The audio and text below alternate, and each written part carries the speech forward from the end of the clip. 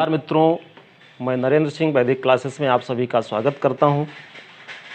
आज हम सभी लोग जीएस से संबंधित एक टॉपिक का अध्ययन करेंगे। यहां से अक्सर देखा गया है कि विभिन्न प्रतियोगी परीक्षाओं में बहुत सारे प्रश्न यहां से पूछे जाते हैं और मित्रों हम सभी लोग एक एक करके इन प्रश्नों का अध्ययन करेंगे। तो चलिए, आज हमारा जो टॉपिक है वो है हमारा पृथ्वी का वायुमंडल। तो देखते हैं कि हमारे पृथ्वी पर तीन चीज़ें मौजूद हैं। उन तीन चीज़ों में सबसे पहले है आपका स्थलमंडल, दूसरे नंबर पर जलमंडल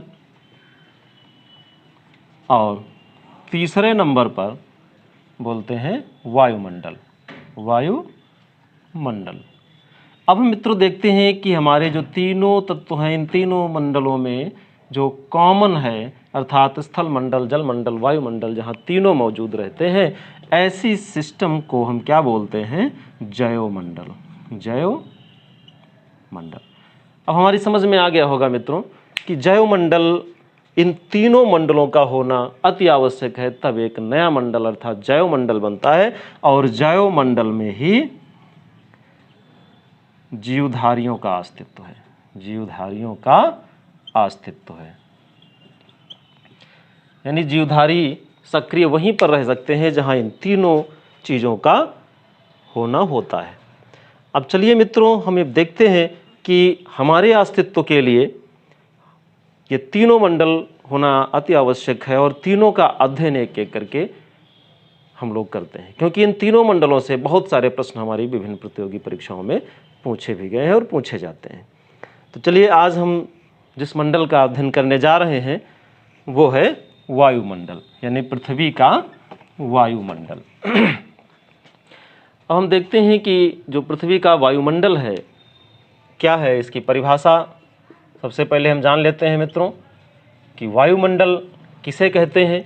हम ये देखते हैं कि हमारी पृथ्वी के आसपास तमाम सारी गैसें जो एक आवरण के रूप में पृथ्वी को घेरे रहती हैं, उन समस्त गैसों के सम्मिश्रण को हम क्या बोलते हैं? वायुमंडल बोलते हैं। तो चलिए मित्रों, वायुमंडल की जो परिभाषा है वो है कि पृथ्वी के चारों ओर फैले हुए गैसीय आवरण, पृथ्वी के चारों ओर फैले हुए गैसीय आवरण, पृथ्वी के चारों ओर फैले हुए गैसीय आवरण अर्थात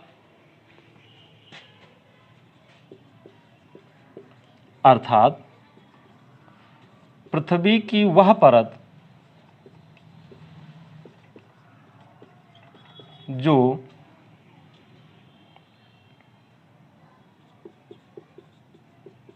गैसों के रूप में पृथ्वी को घेरे हुए है,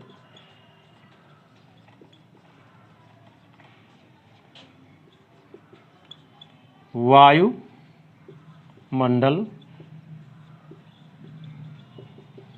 कहलाती है।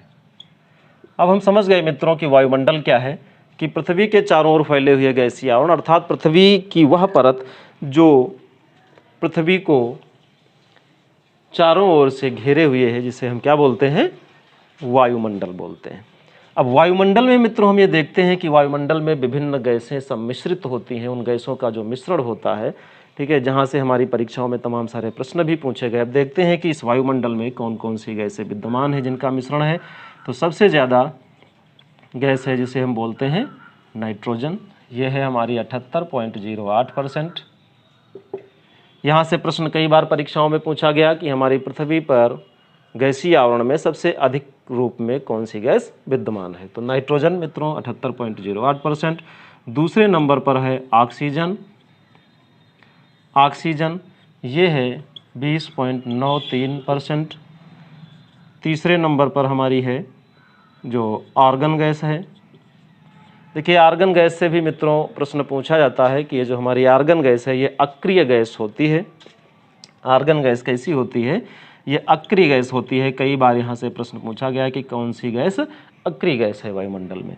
तो इसका परसेंटेज क्या है मित्रों, याद करने के लिए आपको हम बता दें कि जो हमारा ऑक्सीजन का 20.93% है, तो ये 2 को अगर हटा दें, 0 रखें, 0.93% कर दें, तो ये हमारी आर्गन गैस का रेशियो भी निकल आता है। और फिर इसके बाद में देखते हैं कि जो CO2 कार्बन डाइऑक्साइड गैस है आर्गन के बाद में CO2 जिसको हम कार्बन डाइऑक्साइड गैस बोलते हैं, कार्बन डाइऑक्साइड, इसका परसेंटेज है 0.3%। तो ये मित्रों हमारी वायुमंडल में गैसीय आवरण है। और विभिन्न अन्यत्र जो भी हैं उसमें और भी बहुत सारी गैसें पाई जाती है हमारे वायुमंडल में, लेकिन इनका रेशियो जो इस तरीके से है ये हमारी परीक्षाओं में सबसे ज़्यादा बार पूछी गई। अब हम चलते देखते हैं कि इन गैसों के संबंध में भी थोड़ा बहुत जानकारी कर लें, क्योंकि यहाँ से भी हमारी परीक्षाओं में प्रश्न पूछे गए। कार्बन डाइऑक्साइड गैस के बारे में, कार्बन डाइऑक्साइड गैस जो है ये हमारी वायुमंडल में सबसे निचली परत में पाई जाती है। कारण है कि ये सबसे भारी गैस है, यानी कार्बन डाइऑक्साइड गैस जो है इसे भारी गैस के रूप में बोलते हैं। भारी गैस है, ये पृथ्वी के निचले परत में पाई जाती है, पृथ्वी के सबसे निचले परत में पाई जाती है। यही जो कार्बन डाइऑक्साइड गैस है ये सूर्य के प्रकाश को अवशोषित कर लेती है। कार्बन डाइऑक्साइड गैस क्या करती है, सूर्य के प्रकाश को अवशोषित कर लेती है। अक्सर देखा गया होगा कि जो पेड़ पौधे हैं वो प्रकाश संश्लेषण की क्रिया से अपना भोजन बनाते हैं, इसमें कार्बन डाइऑक्साइड गैस की विशेष महत्ता होती है। इसी से प्रकाश संश्लेषण होता है, क्योंकि ये गैस जो है वो सूर्य के प्रकाश को अवशोषित कर लेती है। और ये सूर्य के प्रकाश को अवशोषित करने के कारण ही यह गैस कैसी गैस है, ये गर्म गैस है। इसीलिए यहाँ से फिर आपका प्रश्न आता है, यही गैस जो है हमारी गैस जो है ग्लोबल वार्मिंग मित्रों, बहुत आजकल जो है विश्व में ग्लोबल वार्मिंग की वजह से ही गर्मी बढ़ती जा रही है। यानी CO2 की मात्रा बढ़ने से ही ग्लोबल वार्मिंग अधिक बढ़ रही है, क्योंकि यह सूर्य के प्रकाश को अवशोषित कर लेती है, जिससे वातावरण या टेम्परेचर को बढ़ा देती है, गर्म कर देती है। तो ग्लोबल वार्मिंग को बढ़ाने के लिए भी ये गैस देखी जाती है। और भी एक इसमें है कि जो ग्रीन हाउस इफेक्ट गैसें होती हैं, ये ग्रीन हाउस गैस के रूप में भी जानी जाती है, ग्रीन हाउस गैस। तो इस प्रकार हम देखते हैं कि जो कार्बन डाइऑक्साइड गैस है, तो इसमें हम देखते हैं कि ये भारी गैस है, निचली परत में, सबसे निचले परत में होती है, सूर्य के प्रकाश को अवशोषित कर लेती है, यह ग्लोबल वार्मिंग को बढ़ाती है और ग्रीन हाउस गैस के रूप में भी ये जानी जाती है। मित्रों ऑक्सीजन गैस पर वो देखते हैं, तो ऑक्सीजन गैस हमारी जीवनदायिनी गैस है, क्योंकि बिना ऑक्सीजन के किसी भी प्राणी का जीना संभव नहीं होता है। पृथ्वी पर पृथ्वी के श्वसन क्रिया में ऑक्सीजन गैस का सबसे विशेष महत्व रहता है। अब हम देखते हैं नाइट्रोजन गैस के रूप में। तो नाइट्रोजन जो गैस जो हमारी होती है, ये नाइट्रेट के रूप में पेड़ पौधे इसको यूज़ करते हैं। जो नाइट्रोजन गैस होती है, यह भी कई बार प्रश्न पूछा गया है कि पेड़ पौधे इस किस रूप में यूज़ करते हैं इसे, तो इसे नाइट्रेट के रूप में यूज़ करते हैं। और इस गैस की वायुमंडल में अधिकता होने के कारण जो वायुदाब होता है, तो वायुदाब सबसे ज़्यादा नाइट्रोजन गैस का ही होता है।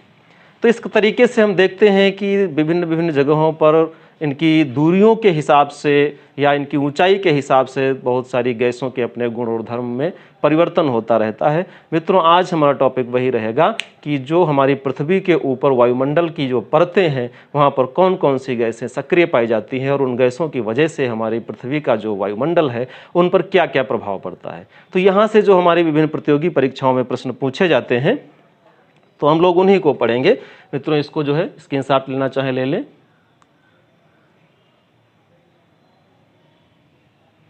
ठीक है, अब इसको हम मिटाते हैं। अब हम पढ़ेंगे पृथ्वी का जो वायुमंडल है, अर्थात पृथ्वी के ऊपर जो गैसों का आवरण है उनके बारे में। वहाँ से जो भी हमारे प्रश्न जीएस के पूछे जाएंगे, हम सिर्फ उन्हीं पर विशेष चर्चा करेंगे। मित्रों हम देखते हैं कि ये हमारी पृथ्वी है, ये हमारी पृथ्वी है और ये पृथ्वी की सतह है।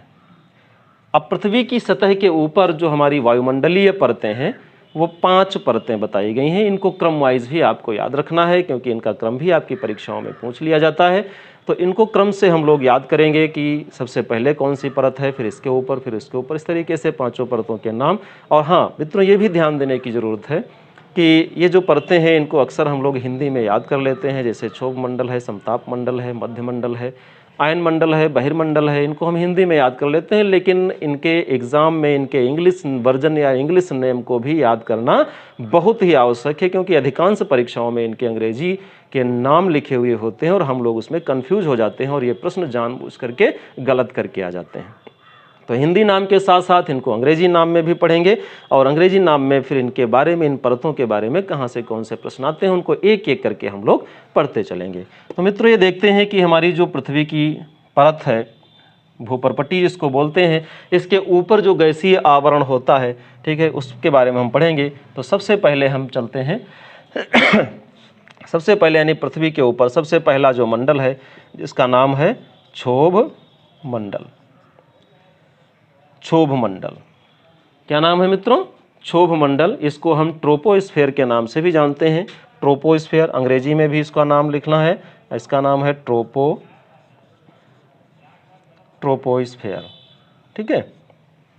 अब क्षोभ मंडल में कौन कौन से प्रश्न आते हैं क्षोभ मंडल से संबंधित? तो सबसे पहले यही प्रश्न आता है कि पृथ्वी से सबसे नज़दीक कौन सा गैसीय वायुमंडल है, गैसीय आवरण है, कौन सा मंडल है? तो ये कौन सा मंडल है सबसे नज़दीक? क्षोभ मंडल है मित्रों। और इससे थोड़ा सा हमें जानकारी देखेंगे कि क्षोभ मंडल के बारे में, जो पृथ्वी से ऊपर की दूरियों के हिसाब से हम गैसीय आवरण पढ़ेंगे, यहाँ पर मंडल पढ़ेंगे, गैसीय परतें पढ़ेंगे। तो हम ये देखते हैं कि जो पृथ्वी है, पृथ्वी के ध्रुवों पर अगर देखें तो पृथ्वी के ध्रुवों पर इस क्षोभ मंडल की ऊंचाई 8 किलोमीटर है। ध्रुवों से 8 किलोमीटर ऊपर क्षोभ मंडल है। ध्रुवों से यहाँ पर लिख देते हैं, कई बार प्रश्न पूछा गया। और जब हम विषुवतीय रेखा की बात करते हैं, पृथ्वी की जो विषुवतीय रेखा बीचों बीच में, तो यहाँ से देखते हैं विषुवतीय रेखा पर ये जो क्षोभ मंडल है इसकी ऊंचाई 18 किलोमीटर तक पाई जाती है।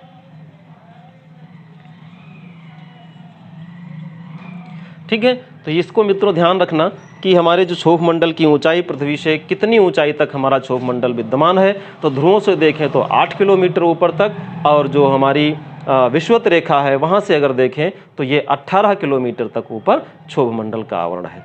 अब ये देखते हैं कि मित्रों ये क्षोभ मंडल में और कौन कौन से प्रश्न आते हैं। तो क्षोभ मंडल में सबसे ज़्यादा भारी गैसों की अधिकता रहती है।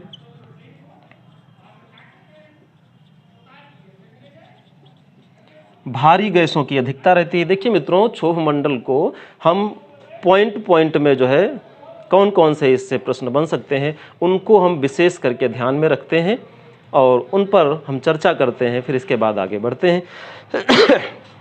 तो देखते हैं कि क्षोभ मंडल में सबसे ज़्यादा भारी गैसों की अधिकता रहती है।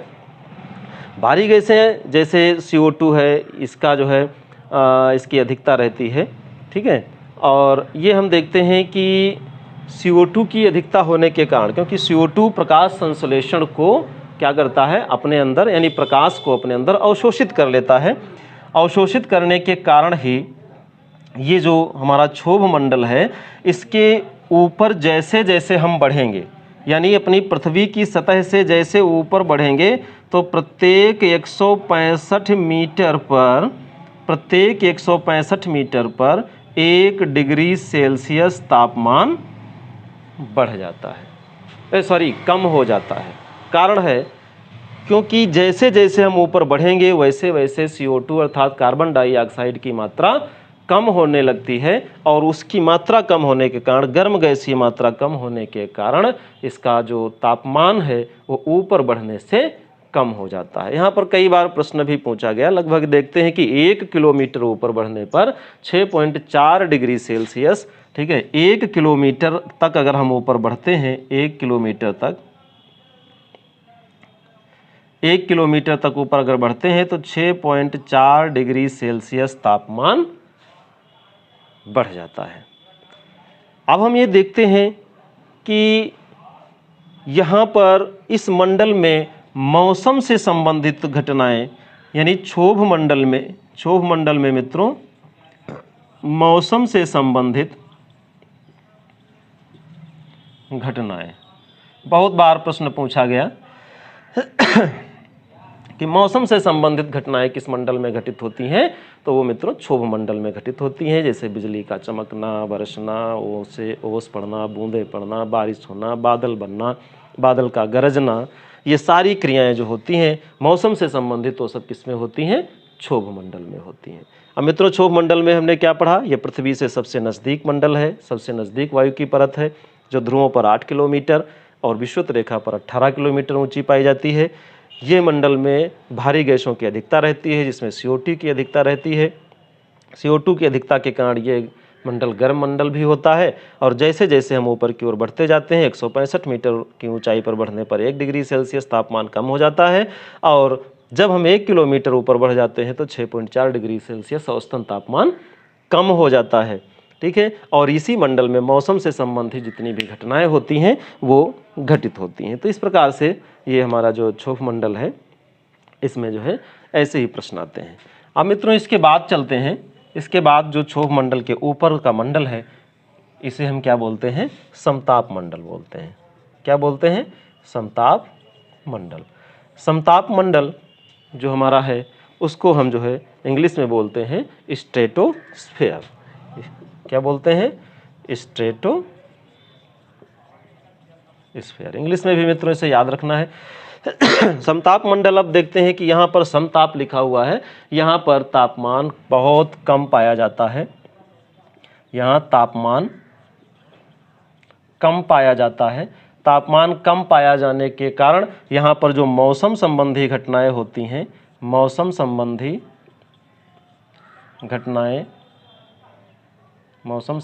घटनाएं नहीं होती। समताप मंडल में तापमान भी कम पाया जाता है और मौसम से संबंधित घटनाएं भी वहां पर नहीं होती हैं। इसलिए यहाँ पर वायुयान को उड़ाने के लिए एक विशेष वातावरण बन जाता है। यानी यहीं पर वायुयान उड़ान के लिए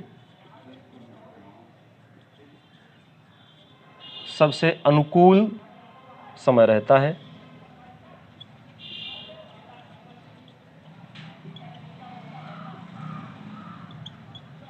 अनुकूल रहता है। मित्रों यहाँ पर हम देखते हैं कि जो तापमान कम होने के कारण यहाँ पर जो वायुयान होते हैं उनको उड़ाने का सबसे जो है सही आदर्श मंडल इसको बोलते हैं वायुयान उड़ाने के लिए। अब हम ये देखते हैं कि यही जो हमारा समताप मंडल है, यहाँ पर देखते हैं कि जो क्षोभ मंडल है वो 18 किलोमीटर ऊपर तक है। अब इस 18 किलोमीटर से ऊपर यानी 50 किलोमीटर तक समताप मंडल रहता है। लेकिन इसी 50 किलोमीटर में देखते हैं कि 15 से 35 किलोमीटर की ऊंचाई में एक परत होती है।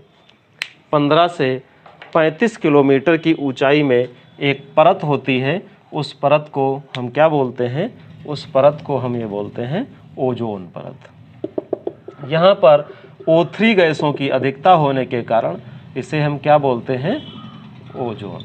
मित्रों यहाँ कई बार प्रश्न आया हुआ है कि ओजोन जो है वो किस मंडल की परत है, किस मंडल से संबंधित है? तो ये ओजोन हमारी जो है ये हमारी समताप मंडल से ही संबंधित है, O3 गैसों की अधिकता के कारण। ठीक है, इसे ओजोन मंडल के नाम से भी जानते हैं। अब इसका कई बार प्रश्न पूछा गया है कि यहाँ पर ओजोन जो परत है उस वह नष्ट हो रही, क्षीण हो रही है धीरे धीरे, तो इसका कारण क्या है? तो हम ये देखते हैं कि जितनी भी हमारी ग्लोबल वार्मिंग गैसें होती हैं, इसमें सबसे ज़्यादा सक्रिय गैस CFC जिसको बोलते हैं, यानी CFC क्लोरोफ्लोरोकार्बन। क्लोरोफ्लोरोकार्बन की वजह से हमारी जो ओजोन परत है वो धीरे धीरे क्षीण हो रही है। ओजोन परत जो हमारी है वो सूर्य के द्वारा आ रही पराबैंगनी किरणों को पृथ्वी पर आने से रोकती है। यह जीवनदायिनी परत है। अगर सूर्य की पराबैंगनी किरणें सीधे पृथ्वी पर आ जाएं तो पृथ्वी पर त्वचा कैंसर की भी, जो लोगों को त्वचा कैंसर हो जाता है उसकी बीमारियां बढ़ जाएंगी, शरीर में बड़े बड़े फफोले पड़ जाएंगे। तो इस तरीके से जो जीवधारी हैं वो बचे हुए हैं पृथ्वी की पृथ्वी पर आने वाली हानिकारक किरणों से। ये बचाने का पूरा श्रेय ओजोन मंडल को है। इसलिए जबकि ओजोन मंडल को CFC जैसी गैसें जो है धीरे धीरे नष्ट भी कर रही हैं, इसको बचाने की भी ज़रूरत है। इसीलिए हम सभी लोग ओजोन को संरक्षित करने के लिए विशेष ध्यान देते हैं। यहाँ पर एक और प्रश्न आ जाता है, जैसे 16 सितंबर को विश्व ओजोन दिवस के रूप में भी मनाया जाता है। ठीक है। अब इसके बाद हम चलते हैं कि जो ओजोन है, इसके बाद सबसे ऊपर की जो, इसके ऊपर की जो परत है, इस पर हम चलते हैं मित्रों, जिसे हम बोलते हैं मध्यमंडल। यानी 50 किलोमीटर से ऊपर 80 किलोमीटर तक, यानी 30 किलोमीटर की जो पट्टी है, इसे हम क्या बोलते हैं? मध्यमंडल। मध्यमंडल, मध्यमंडल को इंग्लिश में बोलते हैं मेसोस्फीयर। क्या बोलते हैं मित्रों? मेसोस्फीयर। मेसोस्फीयर। अब ये देखते हैं कि मध्यमंडल में टेम्परेचर सबसे कम पाया जाता है। इसमें लगभग -100 डिग्री सेल्सियस टेम्परेचर पाया जाता है। इतना कम टेम्परेचर किसी भी परत में नहीं पाया जाता। और मध्यमंडल से सिर्फ 2-3 क्वेश्चन ही आते हैं। एक तो सबसे कम टेम्परेचर वाली परत कौन सी है, वो -100 डिग्री सेल्सियस टेम्परेचर इसमें कम होता है। और उल्का, नाम सुने होंगे, उल्का जो होते हैं, उल्कापात।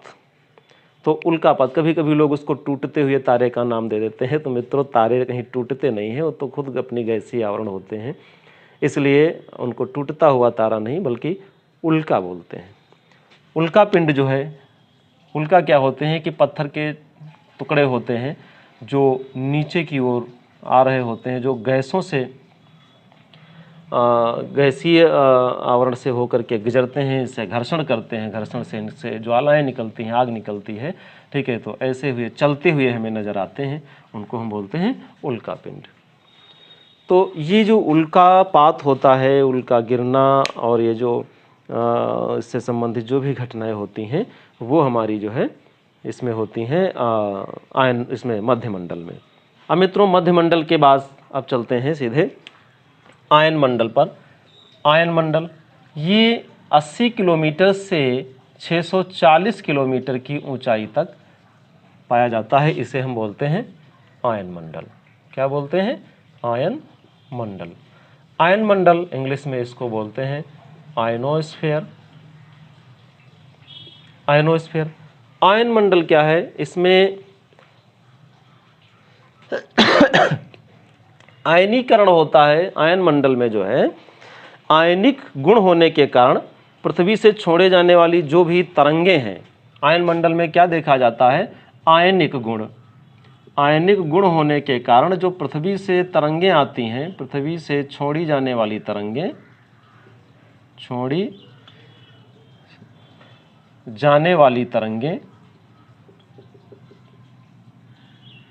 छोड़ी जाने वाली तरंगें पुनः परावर्तित हो जाती हैं, यानी पुनः वापस हो जाती हैं, वापस हो जाती हैं। इसमें खास करके जो रेडियो तरंगों से प्रश्न हमारा पूछा जाता है, रेडियो तरंगे।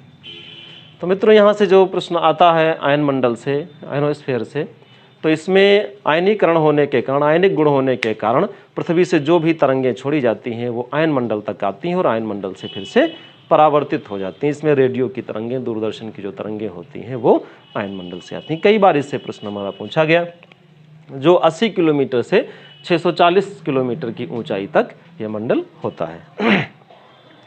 अब इसके बाद हम देखते हैं कि इससे ऊपर, जो सबसे ऊपर है मित्रों, सबसे ऊपर यहाँ पर जो है, सबसे ऊपर, इसको हम क्या बोलते हैं? ये बहिर्मंडल होता है। इसकी कोई भी ऊपर ऊंचाई निर्धारित नहीं की गई है। इसको हम क्या बोलते हैं मित्रों? बहिर्मंडल। अब बहिर्मंडल हमारे लिए बहुत ही आवश्यक है, क्योंकि बहिर्मंडल में सबसे हल्की गैसें पाई जाती हैं। हमने देखा कि ये जो बहिर्मंडल है, इसमें सबसे हल्की गैसें पाई जाती हैं, सबसे हल्की गैसें।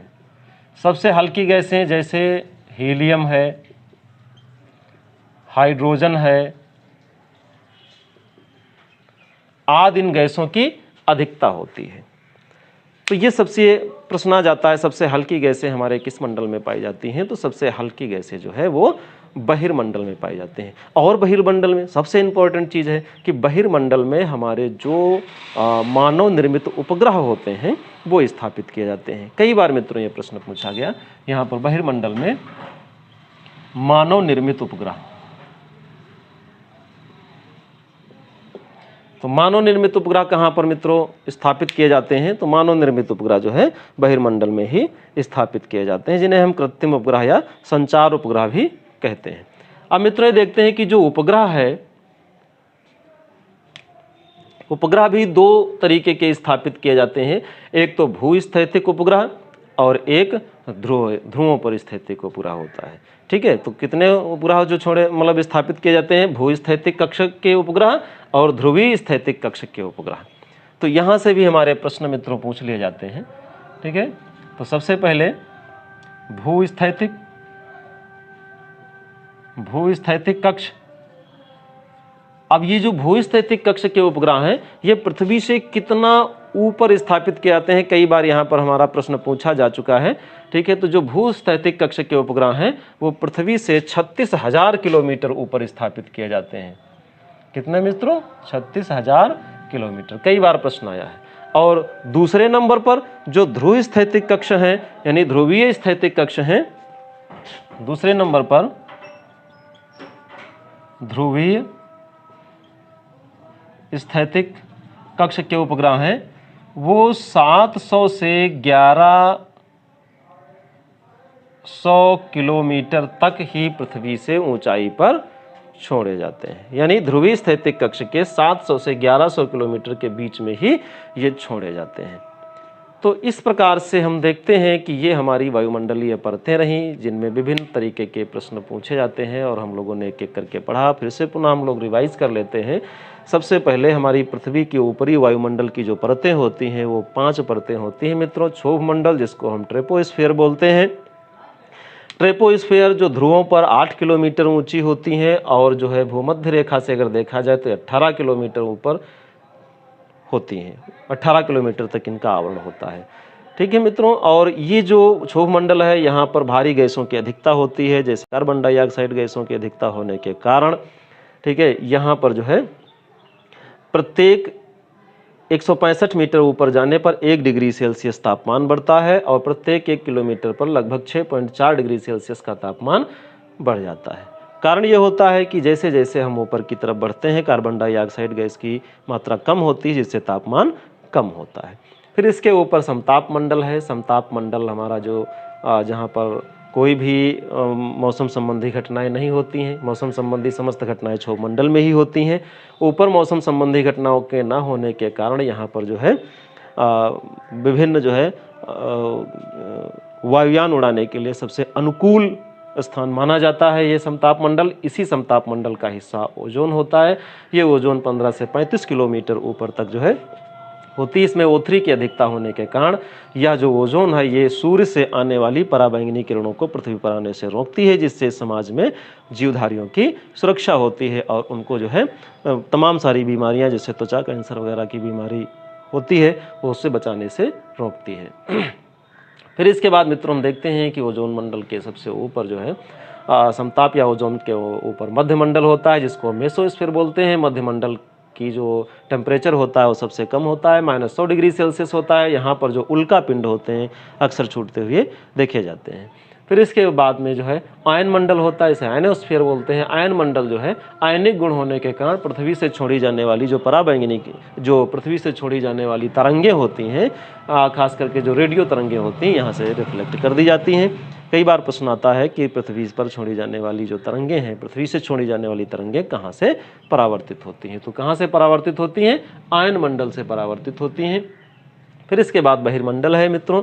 बहिर्मंडल हमारा सबसे ऊपरी हिस्सा होता है। यहाँ पर सबसे हल्की गैसों की मात्रा होती है। हल्की गैसें जैसे हीलियम है, हाइड्रोजन है, इन गैसों की अधिकता होती है और यहीं पर उपग्रह हमारे स्थापित किए जाते हैं। 2 प्रकार के उपग्रह, एक तो भूस्थैतिक कक्ष वाले उपग्रह और ध्रुवीय स्थैतिक कक्ष वाले उपग्रह। तो भूस्थैतिक कक्ष वाले जो उपग्रह हैं वो 36,000 किलोमीटर पर ऊपर स्थापित किए जाते हैं, और जो ध्रुवीय स्थैतिक कक्ष वाले उपग्रह होते हैं वो 700 से 1100 किलोमीटर ऊपर तक स्थापित किए जाते हैं। तो इस प्रकार देखते हैं कि हमारी 5 जो ये वायुमंडल की परतें हैं, इनके विभिन्न विभिन्न जो है तरीके से प्रश्न आते हैं, आप सभी लोगों के समक्ष हैं। तो मित्रों, एक और चीज़ हम आपको बता दें कि जो ये क्षोभ मंडल है, क्षोभ मंडल में गर्मियों में क्षोभ मंडल की ऊंचाई बढ़ जाती है, और जो सर्दी होती है ठंड के में इसकी ऊंचाई जो है कम हो जाती है। कारण यह है कि गर्मियों में गैसें गर्म होती हैं, गर्म होकर के वो ऊपर की ओर उठने लगती हैं, जिससे इसका जो है जो आकार होता है वो थोड़ा सा बढ़ जाता है, और सर्दियों में गैसें भारी होती हैं, कम गर्म होती हैं, जिससे वो पुनः अपने स्थिर पर आ जाती हैं। तो इस प्रकार से मित्रों ये हमारा जो जीएस से संबंधित टॉपिक वायुमंडल से था, आज ये समाप्त हो रहा। आशा करता हूँ कि आपको ये पसंद आया होगा। तमाम सारे प्रश्न इससे आप लोगों को मिलेंगे भी, और आपकी परीक्षाओं में बेहतर ढंग से इनसे संबंधित जो भी प्रश्न आएंगे आप उनको ज़रूर बेहतर ढंग से आप कर सकते हैं। तो चलिए मित्रों, तब तक के लिए शुभकामनाएं, और आशा करता हूँ कि आप सब लोग बेहतर ढंग से अपनी परीक्षाओं को दें और क्वालिफाइड हों। और अगर ये वीडियो आपको अच्छा लगा हो तो आप सभी लोग लाइक करना और अपने मित्रों को शेयर करना। मैं आप सभी के उज्जवल भविष्य की कामना करता हूँ। ओके।